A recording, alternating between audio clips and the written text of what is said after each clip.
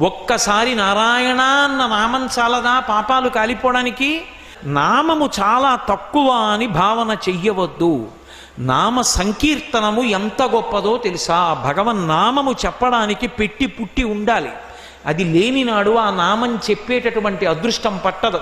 కూలిన చోట, కొట్టబడి కుందిన చోట, మహాజ్వరాదులన్ ప్రిలిన చోట, సర్పముఖ పీడలు పొందిన చోట, ఆర్తులై తూలిన చోట, విష్ణు భవదూరుని పేర్కొని రేనియ కాలుని యాతనా వితతి పూనరు కానరు దుఃఖభావముల్. భగవన్నామం ఎప్పుడు చెప్పచ్చు అంటే నియమం లేదు, ఎప్పుడైనా చెప్పచ్చు. గజేంద్రుడు ఎప్పుడు చెప్పాడు? ప్రాణం పోయాడు ఎప్పుడు చెప్పాడు?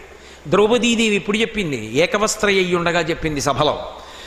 ఒక మంత్రం చెయ్యాలంటే నియమాలు ఉంటాయి. కదలకూడదు, అంగన్యాస కరన్యాసాలు చెయ్యాలి, దాని మీదే దృష్టి పెట్టాలి, వెన్నుపాము నిటారుగా ఉంచాలి, జపం చెయ్యాలి. భగవన్నా